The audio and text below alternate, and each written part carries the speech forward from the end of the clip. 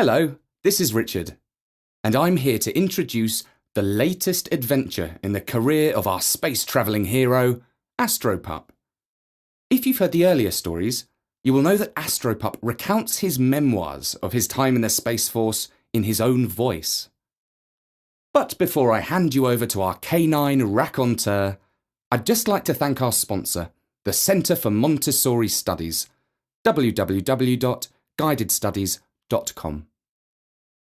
There have been many times in my space career when I've been only too glad to be classified as a dumb animal.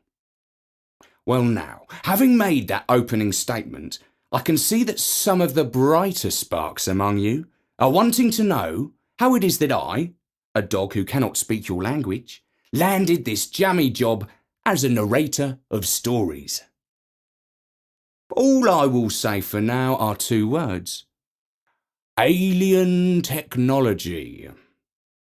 There, that's got you panting to know more. But you'll have to wait to hear the details because today I'm here to talk not about myself, but about a bird. His brain's the size of a medium-sized nut, but don't let that fool you, because he's a super smart fellow. I think you are already pretty familiar with him. He's a parrot, and he's a major in the Space Force. And boy, can he talk. And talk, and talk, and talk. Far better than he can squawk even.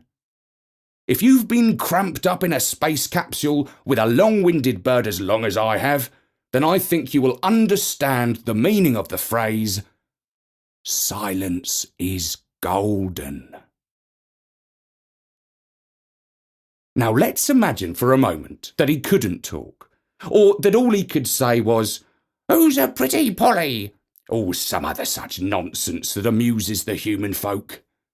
If that had been the case, then I don't suppose that they would have court-martialed him. For if you heard our last adventure, you'll know that as soon as we got back to Earth, the Space Force put the parrot on charges of disobeying orders and deliberately jeopardising a critical mission. Let me take you back to our last adventure in the outreaches of cold, dark space. As soon as we had escaped from that twittering and tweeting abomination, the ship of birds, we hightailed it across the galaxy, back to the gorgeous blue planet that we call home. Our capsule splashed down in the ocean, and after a long wait, the humans came to fish us out. They hauled us up on board a naval ship, and it was straight into quarantine for the bird and the dog. The scientists were curious to know if we had picked up any novel or interesting infections, like space pox, or Martian flu, or alien super fleas. I didn't mind the inconvenience too much, though, because I got a bag of squirrel-flavoured dog biscuits as a reward. The poor parrot, though, nearly went out of his mind until they gave him an internet connection and a book of cryptic crossword puzzles. You'd think that after months of space travel and quarantine, it would be hard to throw any more punishment at a parrot. But I almost felt guilty when at last I was set free and able to enjoy my canine rights and chase cats and rats around the park and lick the face of my owner Jenny. You see, as soon as the doctors had finished with us, the military police took the poor old parrot away in a cage like a common criminal. His beak was even pictured in the newspapers. They had a headline that dubbed him, "The Parrot Who Betrayed the World." I know this because Jenny's dad read it out to the family at the Sunday breakfast table. He patted my head and said, "They won't be sending our bonzo out on any more missions with that treacherous bird." Looking back, I understand now what the humans were driving at. They were hinting that the parrot was more than a hothead who couldn't listen to instructions. They suspected him of colluding with alien birds and conspiring with them to take over the world. But as they didn't have any hard evidence, they were aiming to nail him on lesser charges. I felt bad enough for the poor Major, but then a letter came with even worse news. I never trust postmen myself, and I don't know why humans open those letters. They only ever seem to make Jenny's dad furious. He shouts things like, "What? That idiot plumber was only here half an hour and wants me to pay him the price of a decent holiday." And true to form, this letter was a right stinker. Apparently, the prosecution department had cast me as the star witness at the trial of the parrot. It was a tricky situation. I'd either have to fib on oath or spill out the truth, the whole truth and nothing but the truth, and land my feathered friend right in the doggy-do. I didn't fancy either way. But fortunately, my lawyer got me off the hook. He showed the judge my dumb animal certificate, and it was agreed that I was too stupid to give evidence at the trial. Well, I didn't care what they said about me, so long as I didn't have to be cross-examined in court.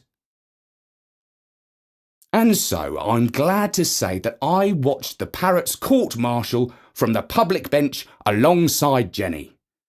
I wanted to be there to give my friend moral support.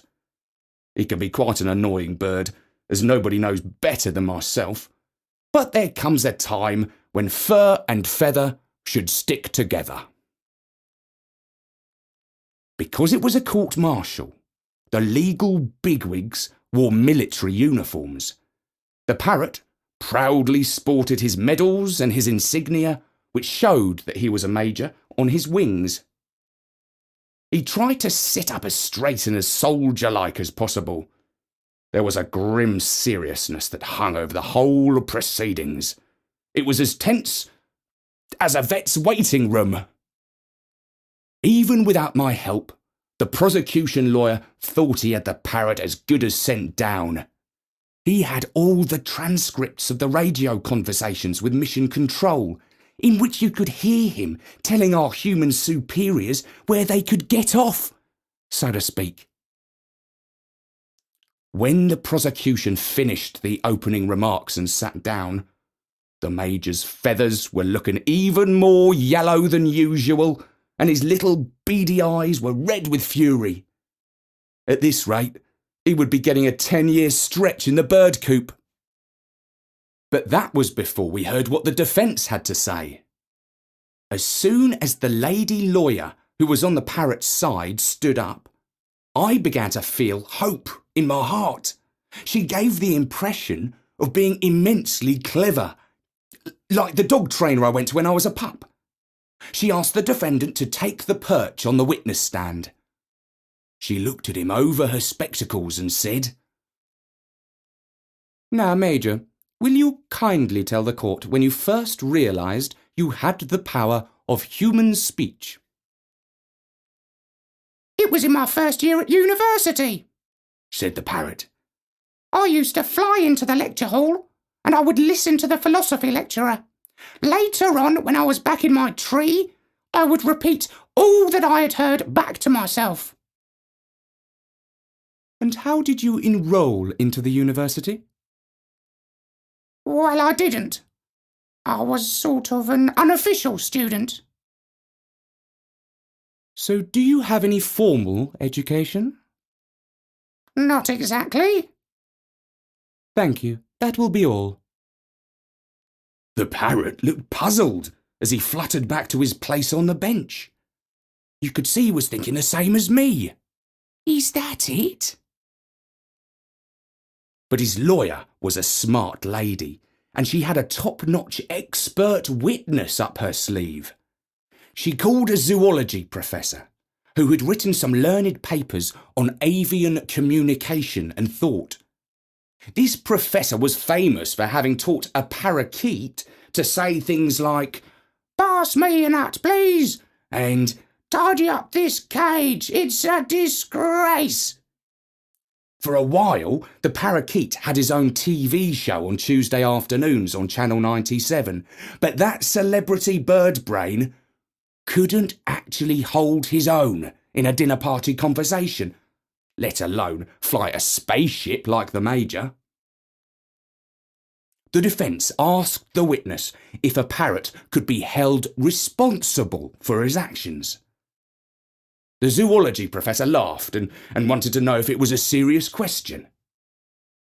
"Deadly serious," said the lady lawyer sternly. "The reputation and freedom of a distinguished officer in the Space Force is at stake."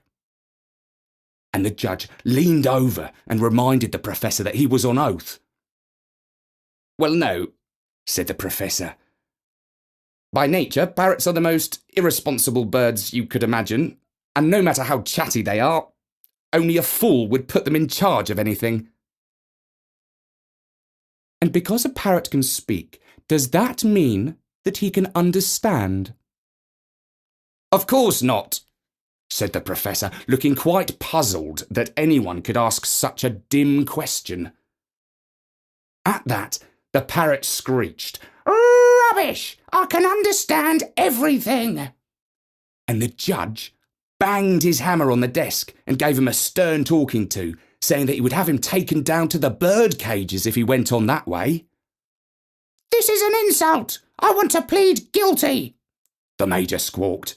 I barked to tell him to pipe down, and all at once the court was filled with the sound of chatter and gossip. "Silence! Silence in court!" called the judge as he hammered away with his gavel. The defence lawyer stood up and spoke over the uproar. "My lord, the parrot can't change his plea because he lacks the power of reasonable thought. And as we have heard, he isn't responsible for what he says or does. The case for the defence is that a bird cannot be put on trial because he isn't a rational, intelligent, or responsible being." "That's it! You're fired!" called out the parrot. When the noisy prisoner had been dragged down to the cells, and all was quiet in the courtroom once again, the judge said, "Well, that's better. It's time to call this farce to an end. Case dismissed." There were gasps of astonishment around the room, and I woofed with delight. The guards were sent down to the cages to release the prisoner. But do you think the parrot was pleased with his freedom? Not a bit of it. I've never known such an ungrateful bird. Outside the court, he perched himself on a statue of justice with her weighing scales, while his lawyer read out a statement to the scribbling reporters, fast-snapping photographers, and smart-suited television crews. "This is a case that should never have come before the court-martial. My client has served in the Space Force with great distinction for a number of years, and he is deeply hurt that his employers could have treated him so shoddily. He will be seeking damages from those in the media who have dragged his good name through the dirt. In the meantime, he wishes it to be known that he has resigned from the Space Force with immediate effect." I could see that my friend, the ex-Major, was hopping up and down with fury while bird-pooping on the head of Lady Justice. He was a proud parrot, and I think he would actually have preferred to be found guilty than to be let off on the grounds that he was not a rational, intelligent, or responsible being. That was the last I saw or heard of him for quite some time. I learned on the grapevine that he had retired to a bird sanctuary in England. But way out in space, a chain of events had begun that would lead inextricably to the parrot's restoration as an intergalactic hero. The first signs that the very existence of humanity and all intelligent life on Earth was under threat was... Well, that'll have to wait for another story, because I've only been paid to rattle on for a quarter of an hour or so. If they give me another bag of dog biscuits, I'll tell you what happened next in a story called Astropup and the Invasion of the Bird Brains. Thank you, Astropup. And of course, you can hear all his earlier adventures on the site at storynori.com. Now, before I go, I'd just like to tell you a little bit more about Storynori's sponsor. How much do you know about Montessori schools and teaching? Did you know that Montessori's method is over 100 years old, and that it is a highly effective, child-centric and humanistic form of education? Our sponsor, the Centre for Guided Montessori Studies, has set up a website that we hope you will visit, www.guidedstudies.com. If you are looking for a Montessori school in your area, then it's a great place to start your search. And if you're interested in becoming a Montessori teacher, then you